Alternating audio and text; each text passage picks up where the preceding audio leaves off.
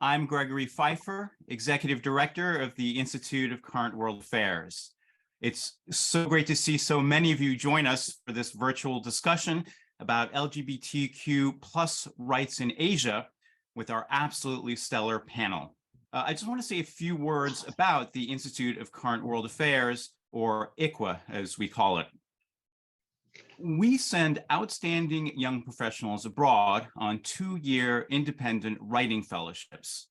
They report about globally important issues in countries around the world, and they gain deep understanding of societies and go on to become some of America's leading experts on global cultures and affairs. Later this year, we will be sending one of today's panelists, Edric Huang, to Taiwan to study LGBTQ plus issues on a fellowship we've named after another of our panelists today, the international human rights activist, David Mixner. David, whom Newsweek once named the most powerful gay man in America, has been a longtime civil rights leader, as well as an anti-war activist and HIV/AIDS advocate. We've named Edric's fellowship the David Mixner Fellowship to mark David's contributions, and because we want to encourage future generations to learn from those who have helped lead the struggle for rights here in the United States, as we send young future leaders to study experiences and lessons abroad. We are also honored today to have Ambassador Chantal Wong with us. She is United States Director of the Asian Development Bank and the first out lesbian to receive the rank of U.S. Ambassador. She's had a distinguished career in public service, including her appointment by President Barack Obama to serve as Vice President for Administration and Finance and CFO at the Millennium Challenge Corporation. Also with us is Yanhui Peng, the founder and director of LGBT Rights Advocacy China, and currently a visiting scholar at Yale Law School. Peng is also one of the 5 Grand Marshals of New York City Pride.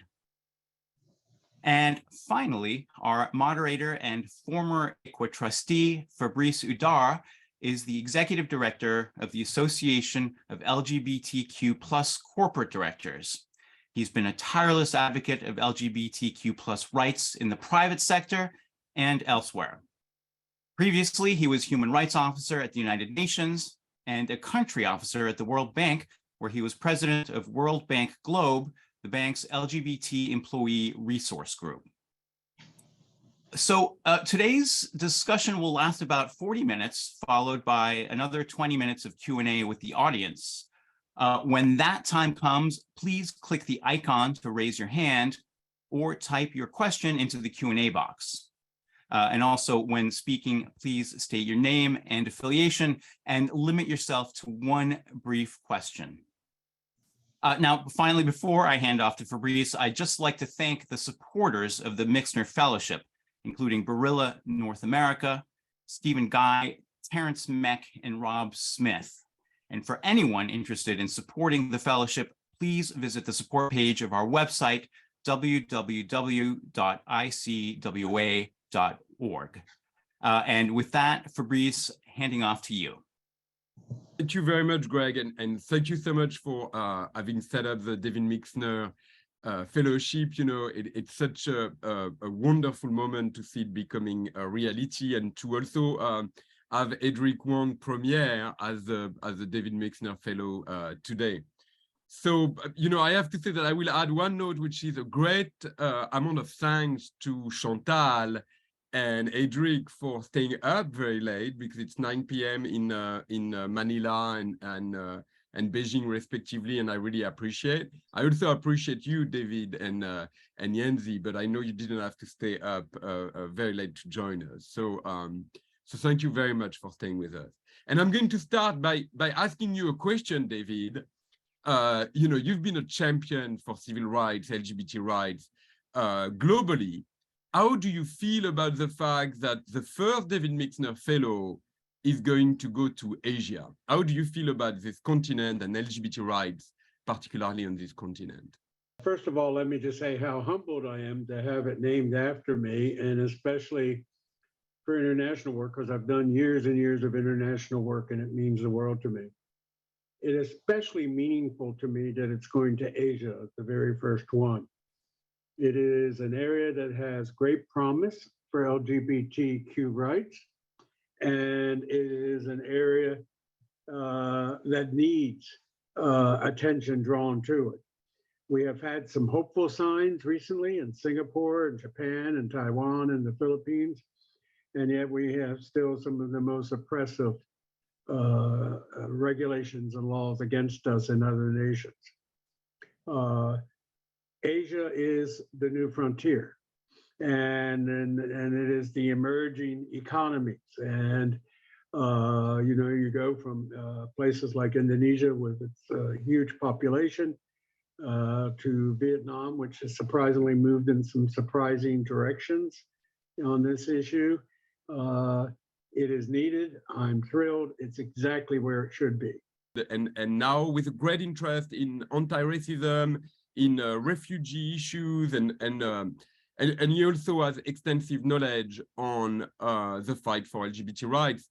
So Edric, I'm going to put you on the spot, and David kind of referred to it a lot. When you're sitting in the United States, and you're actually from New York, so you might understand this, it's a little bit difficult to understand what is happening in Asia. On one hand, we see decriminalization in Singapore, and we hear that Taiwan is leading the way with marriage equality. But on the other hand, there seems to be complete regression in places like Indonesia. And then to be honest, China can be at times extremely confusing. So could you tell us, should we be optimistic or should we be pessimistic about how LGBT rights are progressing in Asia? I lie somewhere in the middle, inevitably, because I think Asia itself, of course, is such a diverse place with a huge range in political and legal systems. And so when we think about, the ways that LGBT people exist within authoritarian states as opposed to democratic states, there's a lot of different considerations in the ways that different civil societies have grown up within these different spaces. When I think about examples such as Vietnam, considering finally homosexuality no longer as a disease in 2020 and through 2022, and of course, what we saw in Korea in terms of making sure that the national health insurance system could apply to same-sex couples, those are inevitably important victories when we think about the ways that we talk about LGBTQ people and queer people internationally. And so I think those are important considerations, especially when we know that public discourse is so integral to the way that we think about the future of these people's rights within these systems. But at the same time, as you mentioned, like we see instances such as Indonesia, we know kind of like what happens in certain parts of Malaysia and Brunei in terms of, what can happen to queer people when they're found engaging in sex or in the context of kind of romance and relationships. And even in the case of Singapore, I think it's an important nuanced situation where we think about, yes, it is absolutely a victory that we can see that sex is no longer criminalized, but at which cost, right? Of course, it was a huge negotiation with a lot of the Christian right that exists within that particular state, and the ways of, can marriage be a future possibility, and the way that these negotiations have happened if the government is particularly set in these ways of appeasing to these particular demographics. And so I think that, with all that background and all those kind of like more legal considerations and also political considerations, a lot of my optimism is oftentimes found on the ground. I think there's a lot of incredible advocacy that is happening in a lot of these states, and both in the court and also outside of the court, right? We see a lot of these like court and legal based advocacy that is happening, but at the same time, people are pushing forward within just Congresses and political systems, kind of anti-discrimination laws in places that do protect people on an everyday basis. And so considering the fact that, we can still see that there are queer parties happening everywhere, even in a place like Beijing, as close as it is to this political center in China, but also, seeing Vogue battles happening and people celebrating and prides continuing to come up, especially post-COVID, I think is an important consideration. And so my faith is oftentimes in the grassroots and in the people. And I think the ability for people to continue to push forward in popular media, online, especially in the COVID and kind of like this emerging post-COVID era in South Korea, in the Philippines, even the kind of like BL, the Boys Loves media that's coming out of Thailand, right, purported to be the next kind of like, the next kind of like K-pop wave that's just at Asia, I think these are important considerations and important waves to write on and thinking about that people care and people want to talk about. And we are noticing the fact that popular support for same-sex marriage and some of these issues are increasing. And so latching on to that momentum and making sure that they exist in the court and outside the court, I think will increasingly be important. And so I think it's a nuanced kind of optimism. And I think I'm ultimately going to be an optimist moving forward. And so I hope that, you know, people continue to pay attention to these issues, as David mentioned, and recognizing Asia as an important frontier for some of these issues. I love this, Edric. And I think, you know, what I also take away from your comments is that usually it's much more nuanced than we believe, right? When you talk about the fact that there are still gay parties going on in Beijing, you know, sometimes that will come as a surprise to American that, you know, open the New York Times or the Washington Post and think, well, everything has been shut down. But talking about shutting down things, Yanzi, I'm going to put you a bit on the spot too. So the British consulate, I read, was going to organize an event on gender this week, and apparently they had to cancel it. You know, can you talk a little bit about the background, and do you think this anecdote kind of say something about LGBT rights in China? I think it's so sad that there are so many events during the past years has been canceled. Not only this one, and no matter it's a very public campaign or just like 10 people community workshop in a private space will also being canceled during the past year. So civil society organization and activists face a lot of challenge. And events are canceled, office has been assaulted, and fundraising has been blocked, including domestic crowd fundraising has been cut off. And activists and leaders are usually like under high risk of detention and arrested. So some of the organizations are enforced to stop running, like during the past 2 years. For like organizations who are operate more than 10 years, like LGBT organization, they are enforced to close during the past 2 years. So but why like LGBT organization become kind of target? I think the main reason is not only LGBT itself, but mostly because of the civil society movement.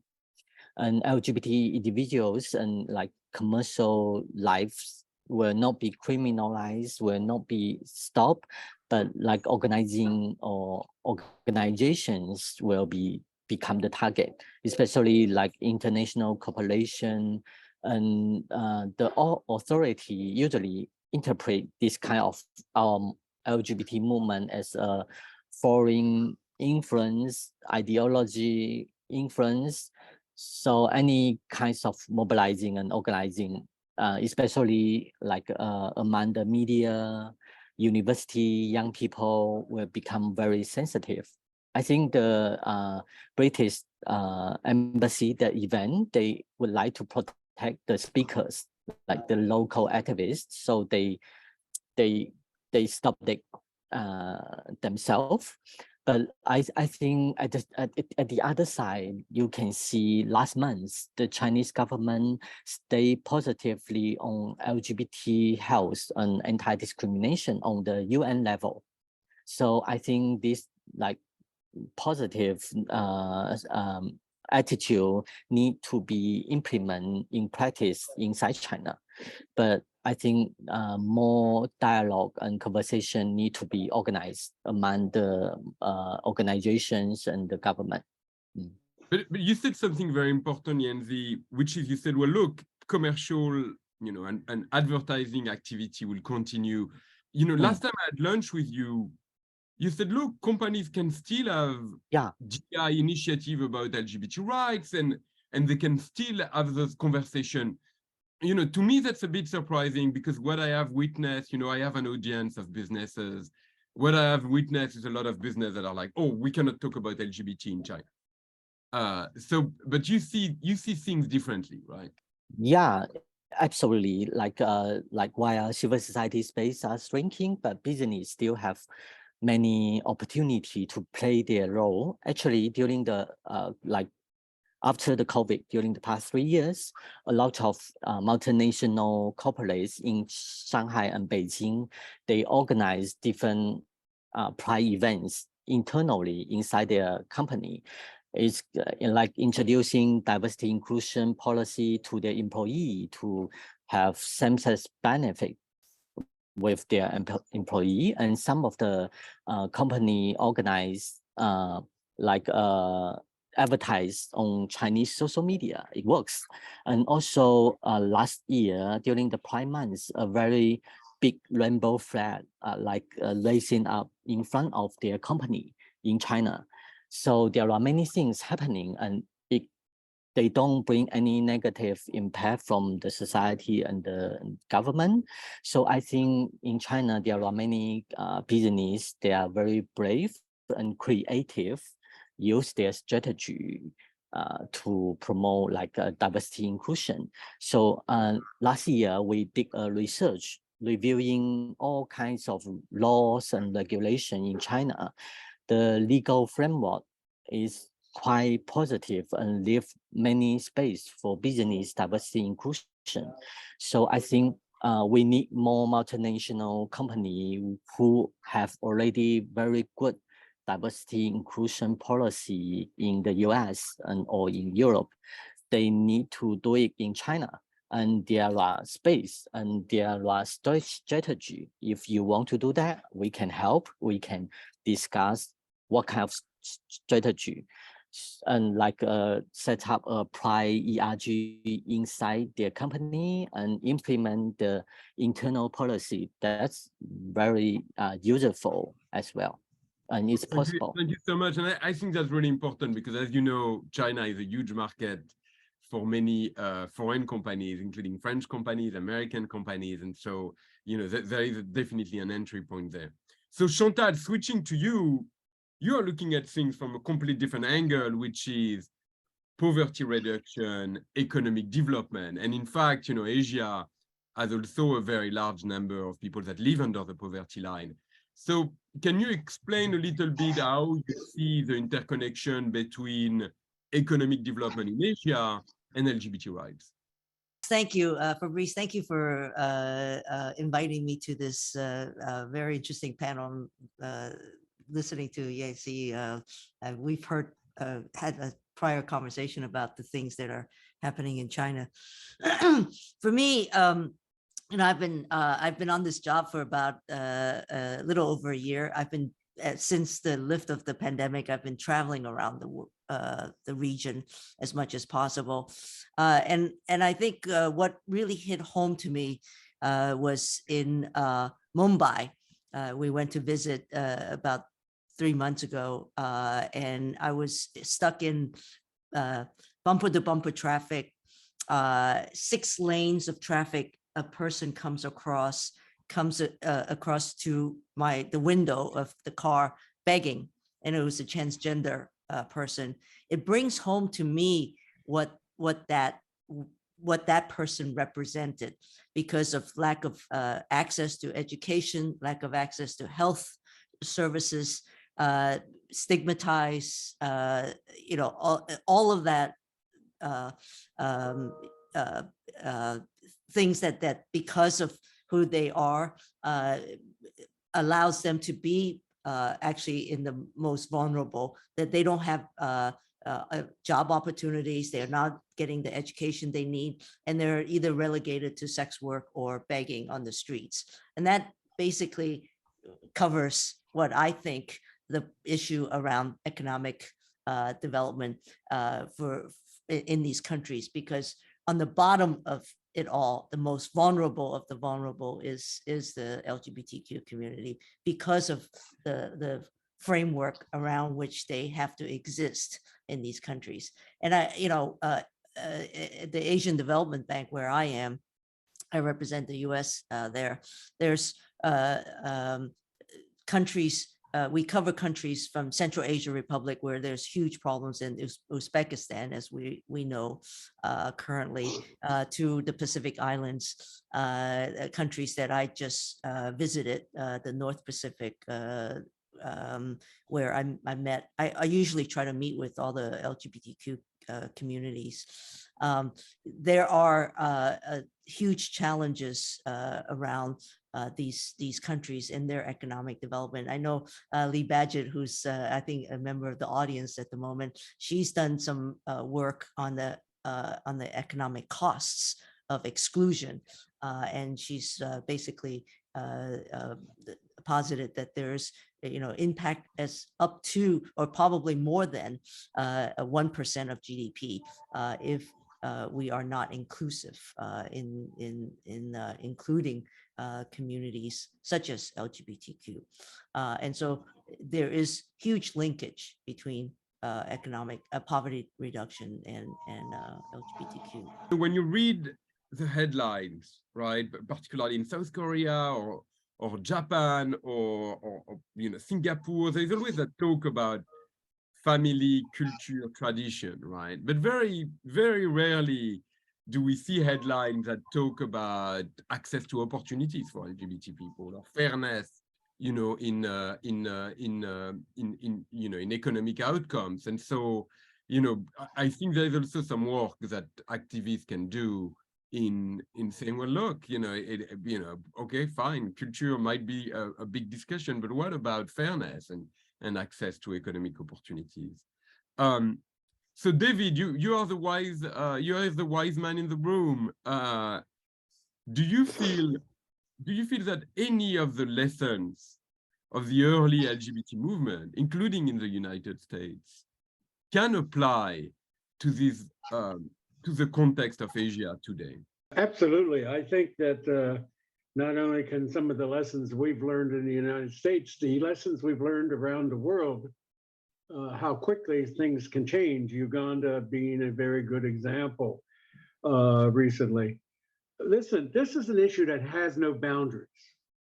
This is an issue that has no political party. This is an issue that has no ideology. Freedom is something that is just a consistent, no matter where you live and what your economic status or your background or your religion. This issue, we can't compartmentalize to just, well, we're doing well in the United States, better in the United States, not as good in the United States. It is an issue that wherever we do better, we all prosper. If we make progress in South Korea, I prosper here in the United States because I can use it. If we have a setback in the United States, then we all are hurt. I think the thing that we are increasingly, thanks because of the good work of the people on this call and the people who are listening, is that this is a global issue. And where LGBTQ plus people are oppressed, say, in Indonesia, then we all are oppressed and it affects us all. And there's one consistent thing we've learned both in the United States and other nations. There is never a shortage of people in power who will not hesitate to use us to increase their power. And that's the common thing. Most of this oppression is not based on some sort of deep-rooted, seated fear of our community. It's based on the fact that we are a handy tool for those who want to abuse power or imprison their opposition on charges that they think that they can get away with. And so, yes, the answer is yes, we all are in this together and we have to learn from each other. And I say one of the most important things that I've learned is the difference between power-seeking authority and issues and values and principles. And the values and principles that we all hold is for everyone to be treated equal, everyone to have economic opportunity, and everyone to be free. And we can't negotiate on those. We just must push, push, push until we all are successful. As long as there's a LGBTQ person being executed in Iran, we are all at risk. This is really inspiring because indeed, when you look at the negative development particularly, there is always a political background, right? Which is someone that is saying, in the Kyrgyz Republic, It's like, well, don't look at the corruption. Look at, you know, the gay propaganda. That's a real risk to your country, right? You know, corruption in the Comter mine, that's, you know, that's not important. Don't look there. Look at that. And, you know, and you see that happening all over the world, right? Which is LGBT people are a distraction from real issues, right? It's basically the straw man. So I think that's important. David, I have another question for you, which is that the United States has been very visible in the region. In fact, you know, there has been congressional visits in Japan, there has been congressional visits in Taiwan, in which, you know, the United States is saying, well, look, it's time to make progress, as an example, on marriage equality in Japan. Do you think that the voice of the United States on this topic is undermined by the fact that at home, there is anti-gay propaganda law being passed in Florida, or that there is, you know, a ban on gender-affirming care in many of the states? Do you think that this undermines the voice of the United States in being a champion for LGBT rights? Oh, I don't think so at all. I mean, obviously, none of us are living without fear in any of our countries. And when we have the opportunity to use the instrument of our government to not only help us here in the United States, but around the world, it's very, very important. You know, having President Biden make this an issue of human rights around the world, no one can doubt that that has an impact. We can see it have an impact. I have historically seen it his impact. It doesn't mean that I work less here. We all work in our own backyard to do as much as we possibly can. And I was at a dinner last night where there was sort of a meeting about how we can deal with the increasingly difficulties in the United States. But then here I am this morning on a global call about how we can help each other. You know, and quite honestly, people around the world who would point to the United States in their flaws is helpful to me. You know, it's helpful to me. I said, how can I speak when in the greatest democracy in the world, supposedly, you know, are passing oppressive law? What we've learned, and I'm going to say this again, we can never take it for granted. We make progress, and we have made extraordinary progress in the United States. When I was young, I'm 77 now, just so let's get that out of the way. It was against the law for me to run for office in the United States. It was the law that I could be put in a mental institution and have a forced lobotomy. It was the law that I couldn't eat or stay in certain facilities. And it certainly was a law that we were not allowed to have children. We couldn't get married. And if we gathered socially, and I'm talking about a place like Los Angeles, they used to raid us and take us outside and put us up against the building and take our names down. So yes, we still have a long way to go. And yes, we can never, ever take it for granted that someone won't try to use us for economic gain. Let's be real honest. All of these preachers are using us as a fundraising tool, you know, to increase their membership and to increase the money that's coming in, or that there is no shortage of politicians who have no conscience, no sense of what's right and wrong, who will use anybody, but especially us, to increase their power and to increase their money.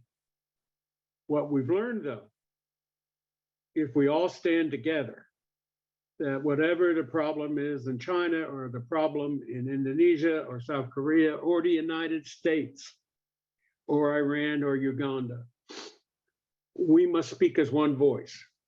And that is, this is not a negotiable issue. This is an issue of principle. It's an issue of values, and we don't negotiate our principles and our values.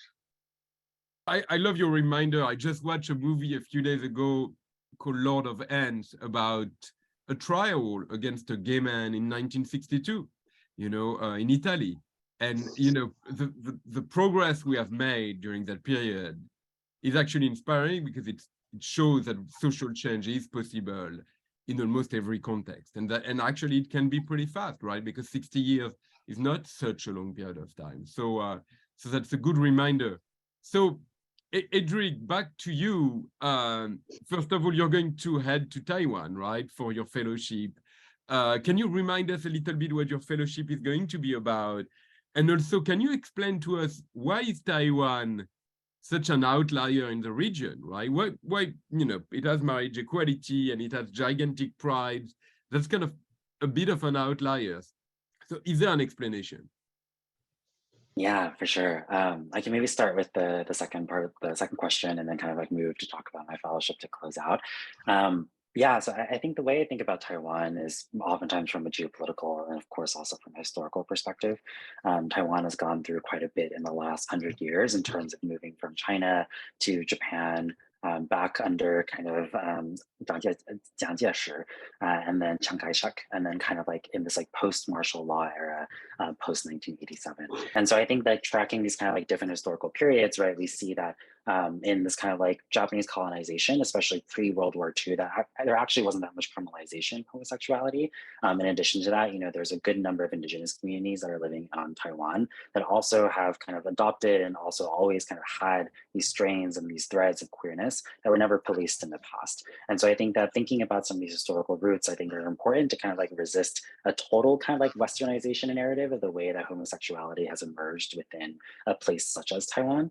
But of course, you know, we move into this like martial law era in which like homosexuality, and also during World War II, when homosexuality absolutely was kind of like police and absolutely was kind of oppressed in a lot of different ways. But I think Taiwan was particularly unique, especially in the 80s, toward the end of that martial law era, after Chiang Kai-shek passed away and after he was no longer in power, in which civil society began to take a much larger role, underground, albeit underground at that time. But there were a lot of organizations that are beginning to organize, in particular for women's rights in Taiwan at that time. I think the important kind of like alliance between gender and also sexual minorities within a place such as Taiwan was really important in order to build this important coalition in order to lead into this post-martial law era. You know, in this post-martial law era, we began to see what was referred to as the Wild Lily movement, which was Taiwan's first mass protest after the lifting of martial law. And in the 1990s, there's a lot of dialogue on sensitive topics such as the rights of women and sexual minorities that kind of set the ground for a lot of this democratization conversation and kind of this history of Taiwan as a place that welcomes this kind of like liberal conversation and liberal discourse that where people began to see themselves as empowered and able to participate in this political system in a way where Taiwan is really trying to rebuild itself, right, in this like post-martial law, really like oppressive period of time. And so I mention all of that history because I think it's really important to remember where these people are coming from, and also the diversity within Taiwan in terms of when people from mainland China arrived in the island, but also the influences from Japan, influences, of course, from the West, especially as Taiwan became this kind of like brokering point between these major superpowers in the latter half of the 20th century and into the 21st. And so with all of that, you know, I think that the beauty of Taiwan is that I think there's a lot of political activism and a lot of political action that emerged from the 90s and into the 2000s, where even the president of Taiwan at the time, Chen Shui-bian, was really an advocate of human rights. And Taiwan is really pushing forward this narrative of human rights, in particular to distance itself from China, right? Especially in this like post-martial law era, Taiwan wanted to distinguish itself from the 中国因素, or the China factor, right? To kind of say like, what is Taiwanness actually? Like, what are we as a people after this kind of like moment of martial law, and who can we be in this 21st century? And so I think that a lot of those conversations began to do this really interesting thing geopolitically, where I think Taiwan as a nation, as well as Taiwanese people as a people, including queer people, began to associate queer identities as a part of national sovereignty. In order to protect queer people was to protect Taiwan. To protect Taiwan is then also to protect queer people. And so I think that, and especially because we saw these kind of like increasing legal and also social oppressions of China, of LGBTQ people in China, then we began to see Taiwan kind of like wanting to kind of like herald and protect and kind of like shepherd these people and make sure that they're okay, right? Which of course also created Taiwan's image as this kind of like gay, you know, utopia, if you will, within Asia, as this place where anyone can be safe, right? And so I think that all those factors created Taiwan to become this place, right? Of course, from 1986, where Qi Jiawen, Qi Jiawen, the activist, went on national TV and kind of like proclaimed the need to advance LGBTQ rights and also protect against HIV/AIDS, all the way to 2019 when the 748 Act was finally passed, which was the Marriage Equality Act in Taiwan. I think we see this really massive history and this massive rise in interest in really protecting these people. And so I think that where Taiwan becomes a little bit complicated, and I think also kind of like where my project becomes to come in, is that Taiwan is a very diverse place, right? As I mentioned earlier, we have different waves of Chinese people arriving in Taiwan, especially after the 748 Act was passed. I think a lot of people began to go to Taiwan in interest of being married. Of course, forgetting that the 748 Act actually proclaimed that if one of your partners is not from Taiwan or from a place that has passed gay marriage, then you actually cannot be recognized as legally married in Taiwan. And so that was a huge barrier that a lot of people didn't recognize or didn't realize, but still went to this island in search of marriage, right? In search of romance, in search of love, in search of recognition. Also, there's a lot of stipulations around family planning in Taiwan, in which outside of step-parent adoption, in which like one of your partners already has a child from a previous marriage, you can't actually adopt if you're a same-sex couple. And so if you, for example, are two gay men, you can't adopt a child that's not biologically related to one of you. And under these stipulations of biological marriage, right, there's a lot of limitations in which we can think about the future of how queer people are recognized and also accepted into society. On top of that, in terms of queer indigeneity, in terms of all these other populations, other intersections, I think Taiwan provides a lot of really interesting ground in terms of what does it mean to actually build coalition? What does it mean to actually build community? And I think those two questions are kind of at the heart of my particular project, in which I'm really interested in thinking about if queerness is leveraged as this weapon for good or for bad, in terms of national sovereignty and national definition, in terms of Taiwan as a potential state.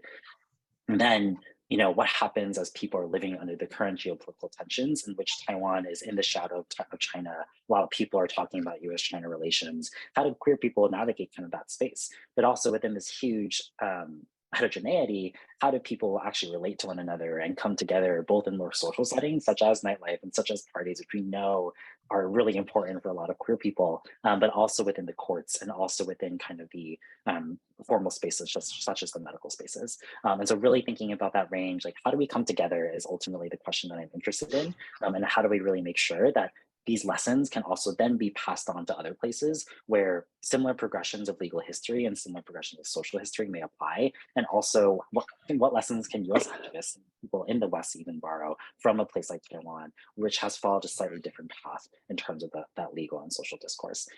So yeah, winded answer, but that's kind of like my project. No, I have to say, I'm very excited that soon I will be reading your dispatch from Taiwan.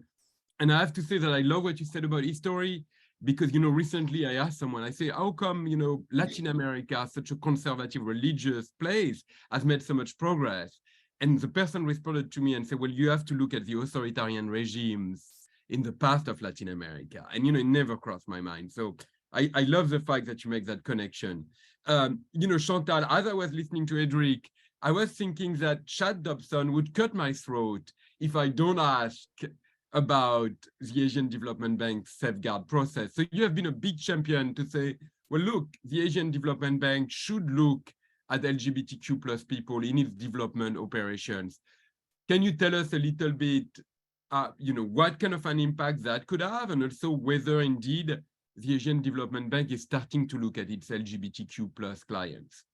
Yeah, well, thank you for that question. Actually, I want to react a little bit to Edric about what he said about the sovereign, the question, the linkage between sovereignty and LGBTQ advancement, because there are 19 countries in the region that we cover that have criminal laws.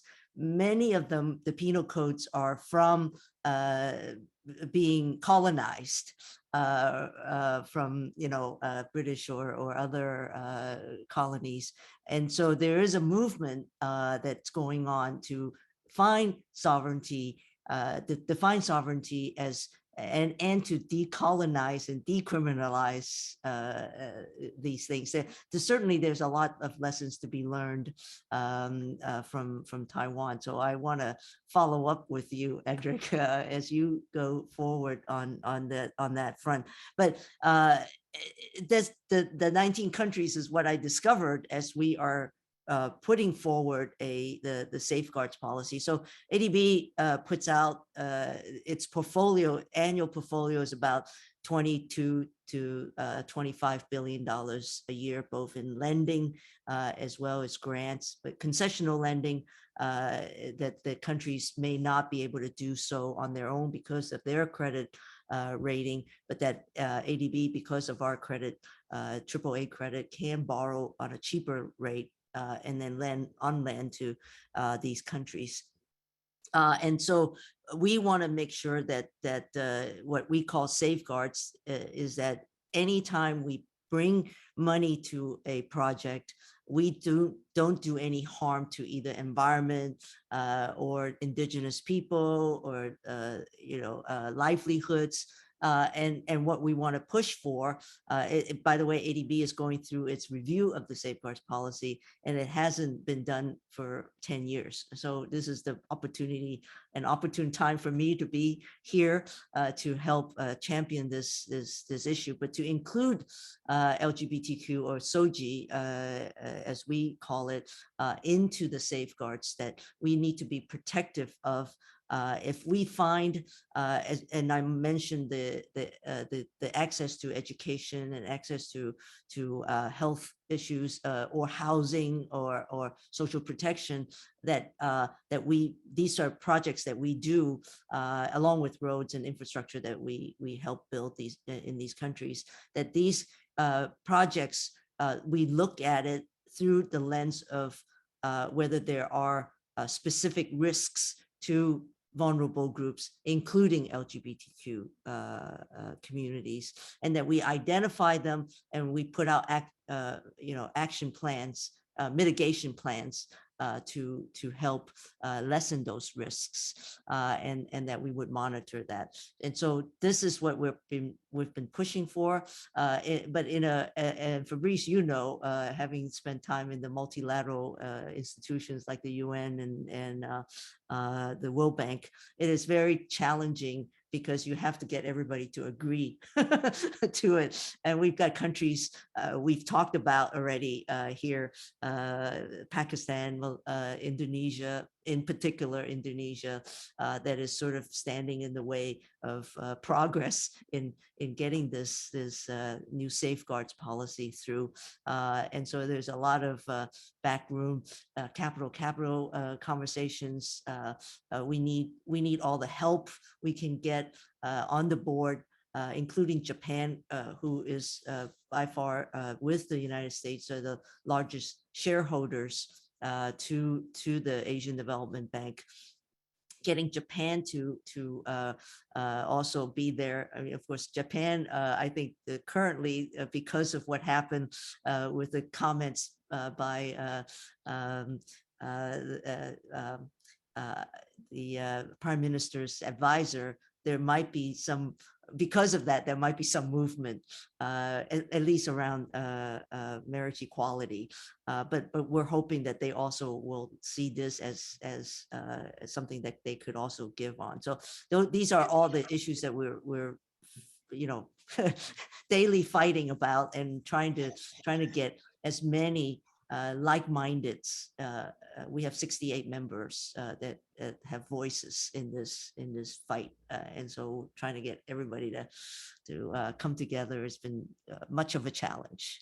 Well, and look, we have to acknowledge the fact that the US has done a huge charm offensive by sending you to Manila. I know that you just need to show one of your pictures, and I'm sure they're all fan over you. And then the other thing which is amazing is this idea that you are the first lesbian ambassador, and I think this is important to also acknowledge, right? Someone of Chinese descent, first lesbian ambassador sent to Asia. I escaped from China when I was 6 years old. So I acknowledge that, But I also think that, Can I just say one thing? yes, of course. I listened to these two very articulate people just in thing, and it brings to mind that where we are able to, and that's some places that's it, but whether there's elections in Indonesia or the Philippines or South Korea, Japan, Taiwan, we should be running open LGBTQ candidates. Because the one thing we have learned in the United States, the more elected officials we can get inside a legislature, the better we do at the local level. And because we're visible, they have to deal with someone that they actually know. So I would suggest, the ambassador or the Mixner Fellow would be terrific candidates somewhere. I mean, they're articulate and passionate, and I'm so impressed with both. But it brought to mind how articulate and passionate they were, that we must run around the world wherever we can, and I understand there's limitations, open LGBTQ people for office, whether it's in the local level or in the national parliament or whatever will work. We have someone in Florida running for mosquito control commissioner, who's a very articulate African-American woman who probably someday will be a congressperson because she's starting to build the political base. And so I think where we can in Indonesia, we might be able to get some people elected that's from our community. Let me just say that I want to have a shout out to Congressman Mark Takano, who's a good friend of Fabrice. He has been the huge champion, and he's been like, I have him on speed dial because he's been with the Japanese government, with the Japanese prime minister, helping me on this issue. And he's put my issue in the mix of conversations with Kishida in Washington when they signed the defense pact, as well as when he went on his congressional delegation to Tokyo. So I am completely in agreement with you, David, on that. We need not just that, but certainly more of me. The first. It's great to be the first, but let me not be the last. And it's very lonely here being the first. I need more. So get working on it, David. It's interesting to know that after Congressman Takano got out of university, he was an intern of mine. So Ambassador Wong, I hope you took note that if one day you're running for US Senate, David Mixner will be running the campaign, and he has been very good at getting LGBT people to office. So that's a commitment. I look forward to that day. Look, I have to take question from the field. In fact, there's a question from you, Yanzi. There's a question from Emily Fan, who asked, is the pushback on LGBTQ plus activism in China linked to underpopulation, and this idea that LGBTQ plus people are going to aggravate the issue?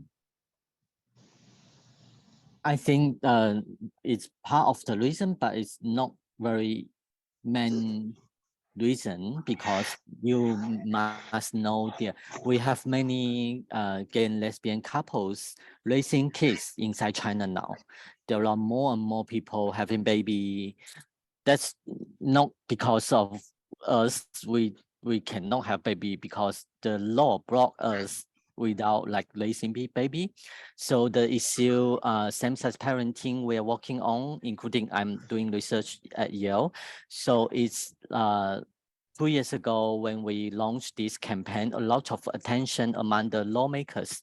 They started to think about how to protect the best interests of children from the same-sex family. So I think this also we need to reframe on our narrative of the campaign, like same-sex family also have is part of Chinese family, and we are having baby, living with our parents, take care of each other as well.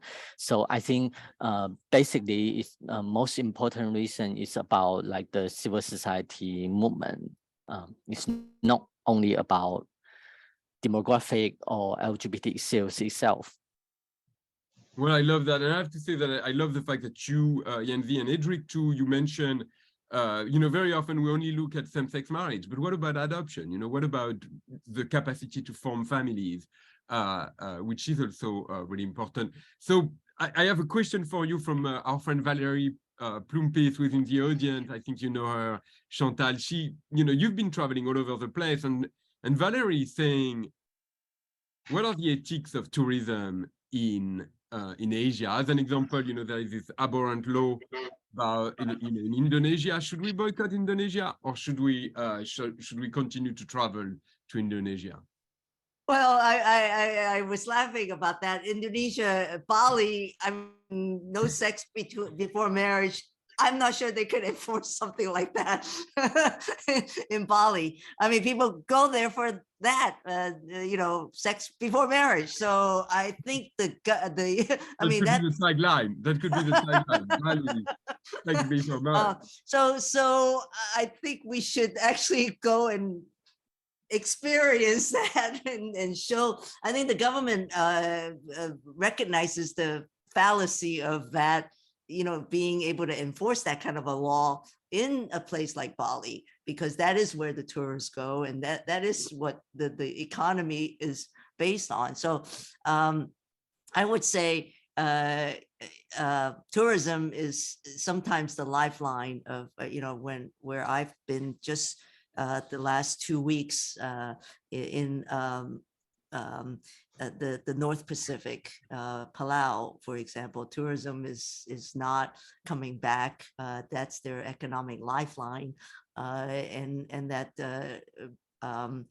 it's not going to help that if we do boycott. Although the one thing I heard when I was there just last week was that the chief priestess made a derogatory comment about being gay and whatnot, and that became a big viral issue currently now in Palau.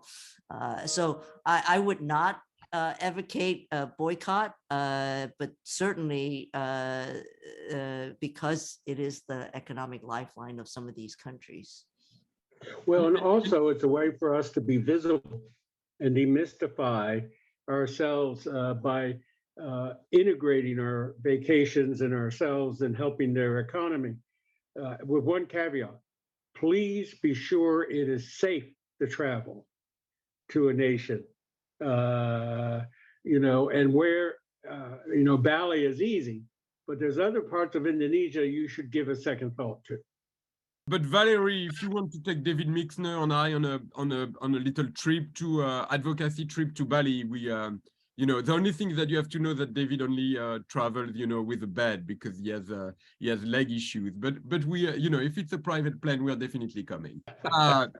So there is a question from Lee Badgett. First of all, she thanks you for the shout out, Ambassador. And actually, I think David, you might be able to answer to that. We have discussed the fact that there's huge economic issue for our community in Asia. And yet the entire debate is about culture, family, tradition.